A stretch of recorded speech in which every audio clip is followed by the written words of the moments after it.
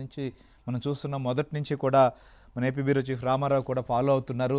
So దీంట్లో ఏంటి అసలు ఎవరి పాత్ర ఏంటి, ఎంతమందిని దీంట్లో చేర్చారు, దాంట్లో కీలకమైనటువంటి వ్యక్తులు ఎవరు, అసలు ఎంత సప్లై చేశారు, ఎన్ని కోట్ల రూపాయలు, దీంట్లో ఎంత మోతాదులో అసలు ఇక్కడ కల్తీ జరిగిందనేది చాలా ముఖ్యమైనటువంటి అంశం. సో రామారావు ఏంటి అసలు ఛార్జ్ షీట్లో ఉన్నటువంటి విషయాలు ఏంటి, మనకున్నటువంటి ఇన్ఫర్మేషన్ ఏంటి, అసలు ఇది ఒక పెద్ద సంచలనం దేశంలోనే కాబట్టి అసలు ఎలా పాల్పడ్డారు ఇంత తప్పులకి, ఆ విచారణలో వచ్చినటువంటి విషయాలు ఏంటి అసలు? శ్రీహరి తిరుమల శ్రీవారి లడ్డూ ప్రసాదం తయారీ ఉపయోగించే నెయ్యికి సంబంధించి కల్తీ జరిగిందని వచ్చిన ఆరోపణలపై సుప్రీంకోర్టు ఆదేశాల మేరకు సిబిఐ డైరెక్టర్ ఆధ్వర్యంలో నియమించిన సిట్ బృందం ఈరోజు తుది ఛార్జ్షీట్ను దాఖలు చేసింది. మొదటి ఛార్జ్షీట్లో 24 మందిని నిందితులుగా పేర్కొనగా ఈ తుది ఛార్జ్షీట్లో మొత్తం 36 మందిని నిందితులుగా చేర్చింది. అంటే అదనంగా 12 మందిని నిందితులుగా కూడా పేర్కొంది. ఈ 12 మందిలో 11 మంది టీటీడీ ఉద్యోగులు కాగా ఒకళ్ళు టీటీడీ మాజీ chairman YV Subbareddy PA Chinnappanna ఉన్నారు. ఈ 11 మంది ఉద్యోగులు ఎవరైతే టీటీడీ ఉద్యోగులు ఉన్నారో వాళ్ళు ప్రొక్యూర్మెంట్తో పాటు క్వాలిటీ కంట్రోలు, మార్కెటింగు, ఇతర విభాగాలకు సంబంధించిన అధికారులని చెప్పి నిర్ధారణకు వచ్చారు. వీళ్ళందరినీ కూడా విచారించేందుకు ఛార్జ్షీట్లో వీళ్ళని అక్యూజ్డ్గా పెట్టేందుకు కూడా టీటీడీ ఉన్నతాధికారుల అనుమతిని కూడా సిబిఐ తీసుకుంది. అదేవిధంగా ఈ టీటీడీ మాజీ చైర్మన్ వైవి సుబ్బారెడ్డి పిఏ చిన్నప్పన్నను కూడా అతన్ని అదుపులోకి తీసుకునేందుకు అప్పట్లో గవర్నమెంట్ అనుమతి కూడా తీసుకుంది.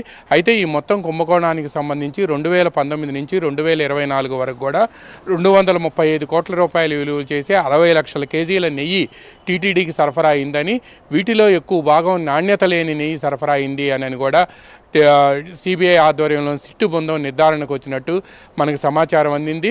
ముఖ్యంగా ఈ టీటీడీకి లడ్డూ ప్రసాదం తయారీకి ఉపయోగించే స్వామివారి లడ్డూ ప్రసాదానికి ఉపయోగించే నెయ్యి సరఫరాకు సంబంధించి గతంలో కర్ణాటకకు చెందిన నంది డైరీతో పాటు మరికొన్ని పేరెన్నికన్న డైరీలు నెయ్యిని సరఫరా చేశాయి. కానీ వైసీపీ అధికారంలోకి వచ్చిన తర్వాత ఈ నెయ్యి సరఫరాకు సంబంధించిన కాంట్రాక్ట్ నిబంధనలను మార్చారు అనేది, అక్కడే ఈ కల్తీ నెయ్యి సరఫరాకు బీజం పడింది అనేది కూడా సిట్టు గుర్తించింది. అసలు ఈ కాంట్రాక్ట్ నిబంధనలను ఎవరు మార్చారు, ఎవరి ఆదేశాల మేరకు మార్చారు, ఎందుకు మార్చాల్సి వచ్చింది అనే అంశంపై కూడా ప్రధానంగా దృష్టి సారించింది. ఈ మార్చిన అంశానికి సంబంధించి టీటీడీ బోర్డులో ఉండే పర్చేజ్ కమిటీ ఏదైతే కమిటీ ఉందో ఆ కమిటీలో ఉన్న సభ్యులను కూడా కొంతమందిని విచారించారు. దీంతో పాటు అధికారులను కూడా విచారించారు. అసలు తీర్మానాలు ఏం జరిగినాయి అనే అంశానికి కూడా టీటీడీ రికార్డుల విభాగాన్ని సందర్శించి ఆ రికార్డులన్నింటినీ కూడా సేకరించి పరిశీలించారు. ఈ నేపథ్యంలోనే తమిళనాడుకి చెందిన ఏఆర్ డైరీకి కాంట్రాక్ట్ వచ్చినప్పటికీ కూడా అక్కడికి వెళ్ళి పరిశీలించాల్సిన అధికారుల బృందం, ఎవరైతే టీటీడీ అధికారుల బృందం క్షేత్రస్థాయిలో అంటే ఫీల్డ్ విజిట్ చేయాల్సి ఉందో వాళ్ళు వెళ్ళి ఏఆర్ డైరీకి అంత కెపాసిటీ ఉంది, అంటే పాల సేకరణ ఉంది, అదేవిధంగా నెయ్యి సరఫరా కూడా చేస్తుంది అని కూడా నివేదిక ఇచ్చారు. కానీ నిజానికి ఏఆర్ డైరీకి మాత్రం ఆ కెపాసిటీ లేదు అని చెప్పి సిట్టు విచారణలో తేలింది. వాళ్ళకంత పాల సేకరణ లేదు. అండ్ మీన్ వైల్ పాల సేకరణ ఉంటేనే కదా నెయ్యి తయారీ జరిగేది. నెయ్యి సరఫరా తయారీ కూడా లేదు నెయ్యి తయారీ కూడా లేదు, అందువలన సరఫరా కెపాసిటీ కూడా ఏఆర్ డైరీకి లేదు అని చెప్పి నిర్ధారణకు వచ్చారు. అయితే ఏఆర్ డైరీ ఎవరి ద్వారా ఈ నెయ్యిని టీటీడీకి సప్లై చేసింది అని కూడా వాళ్ళు కొన్ని రికార్డుల్ని స్వాధీనం చేసుకున్నారు. టీటీడీ నుంచి ఏఆర్ డైరీకి చెక్కులు ఎలా వెళ్తున్నాయి, ఏఆర్ డైరీ ఇంటా ఆ చెక్కులు ఎవరికి ఇస్తుంది అనేది నిర్ధారణకు వచ్చి బోలేబాబా డైరీతో పాటు మరికొన్ని డైరీల ఉదంతాన్ని కూడా బయటికి తీశారు. బోలేబాబా డైరీయే ఈ మొత్తం వ్యవహారంలో సూత్రధారులు అని కూడా తేల్చి ఇప్పటికే వాళ్ళిద్దరిని జైన్ సోదరులను కూడా అరెస్ట్ చేశారు. బోలేబాబా డైరీతో పాటు మరికొన్ని డైరీలకు సంబంధించిన ఉన్నతోద్యోగులను కూడా ఇందులో నిందితులుగా చేర్చారు.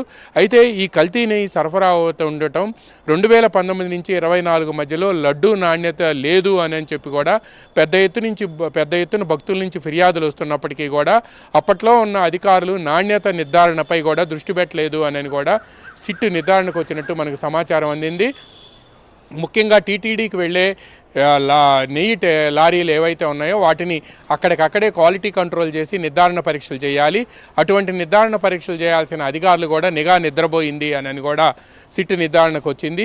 అందువల్లనే నాణ్యత లోపించి పెద్ద ఎత్తున భక్తుల నుంచి ఫిర్యాదులు వచ్చినప్పటికీ దీన్ని సరిచేయాల్సిన టీటీడీ అధికారులు కూడా మిన్నకుండిపోయారు. వాళ్ళంతా కూడా ఏం మాట్లాడలేదు. అందువలన దీంట్లో వీళ్ళందరి పాత్ర ఉంది అని కూడా సిట్ నిర్ధారణకు వచ్చినట్టు మనకు సమాచారం అందింది. అయితే సిట్ ఈరోజు తుది ఛార్జ్షీట్ను దాఖలు చేసినట్టుగానే మనం భావించాలి. నెల్లూరు ఏసీబీ కోర్టులో ఈ ఛార్జ్షీట్ దాఖలు చేసింది.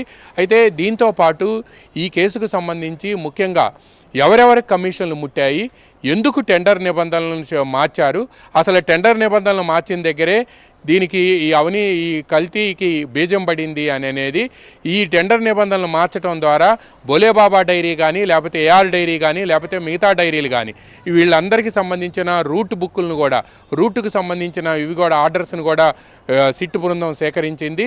వీళ్ళు ఏ విధంగా కమిషన్లు ముట్టజెప్పారు, ఎవరికి ముట్టజెప్పారు అనేది కూడా సిట్ కొంత సమాచారం సేకరించినట్టు తెలిసింది. అయితే ఇంత జరిగినప్పటికీ కూడా సిబిఐ ఆధ్వర్యంలోని సిట్ దర్యాప్తు చేసినప్పటికీ కూడా కొన్ని విమర్శలు అయితే మాత్రం వస్తున్నాయి శ్రీహరి. ఎందుకంటే వీళ్ళు కొండందవి ఎలికను పట్టారు, అసలు సూత్రధారులు ఎవరు? ఎందుకంటే టీటీడీలో ఒక నిర్ణయం తీసుకోవాలంటే అవును మీరు అన్నట్లుగా ఇది ఒక దేశమంతా ప్రకంపనలు దేశంలోనే కాదు, శ్రీవారి భక్తులు ప్రపంచంలో ఎక్కడున్నారో వారందరూ కూడా దీన్ని ఒక్కసారికి తెలిసిన తర్వాత వక్ అయ్యారు. అసలు ఇలాంటి పరిస్థితి కూడా ఉందా అనేటువంటిది. ఎందుకంటే పరమ పవిత్రంగా ప్రసాదాన్ని భావిస్తారు. స్వామివారి దర్శనానికి రాకపోయినప్పటికీ ఎవరైనా అందించినా కూడా అదే దైవ స్వరూపంగా భావించేటువంటి పరిస్థితి. అంత పవిత్రత కలిగినటువంటి లడ్డు విషయంలో కల్తీ నెయ్య ఉపయోగించారు అనేటువంటిది అది చాలా పెద్ద నేరంగానే భక్తులు ఇప్పటికీ కూడా భావిస్తున్నారు. అయితే ఖచ్చితంగా దీంట్లో కఠినమైన శిక్షలు పడాలి. ఎవరైతే దీంట్లో పాల్పడ్డారో డబ్బు కోసం కక్కుర్తి పడ్డవారు కానీ లేకపోతే మరొక రకంగా ప్రభావితమైనటువంటి వారు కానీ ఎవరైనా సరే వారిపైన చర్యలు తీసుకోవాల్సిందే, ఎలాంటి వారున్నా ఎంతటి వారున్నా అనేటువంటిది. ఎందుకంటే ఇది రాజకీయాలకు లేకపోతే పార్టీలకు అతీతంగా వ్యక్తమైనటువంటి అభిప్రాయం. అలాంటి విషయంలో చాలా కఠినమైనటువంటి చర్యలు తీసుకున్నారు అనేటువంటి సంకేతాలు వెళితేనే భవిష్యత్తులో కూడా దేవాలయాలకు సప్లై చేసేటువంటి కాంట్రాక్టర్లు ఒళ్ళు దగ్గర పెట్టుకునేటువంటి అవకాశం ఉంటుంది. సో ఆ రకమైనటువంటి పరిస్థితి ఉంటుందా? శ్రీహరి, మామూలుగా కోట్లాది మంది భక్తులు కొంగు బంగారంగా భావించటం, ప్రపంచవ్యాప్తంగా ఉండే శ్రీవారి భక్తులు కూడా ఆ బ్రహ్మాండ నాయకుని కొలుస్తూ ఉంటారు. అయితే వాళ్ళు మీరన్నట్టుగా ఆ లడ్డూ ప్రసాదం అనేది పరమ పవిత్రంగా భావిస్తారు. ఇటువంటి లడ్డూ ప్రసాదం తయారీకి ఉపయోగించే నెయ్యి సరఫరా చేసే కాంట్రాక్ట్ నిబంధనల్ని మార్చాలి అని అంటే తప్పనిసరిగా ఎక్కడో ఒక చోట నుంచి ఉన్నత స్థాయి నుంచి ఒత్తిడి వస్తుంది అనేది కూడా ప్రభుత్వం భావిస్తుంది. అదేవిధంగా భక్తులు కూడా నమ్ముతున్నారు. సహజంగా శ్రీవారి లడ్డూ ప్రసాదం తయారీలో నాణ్య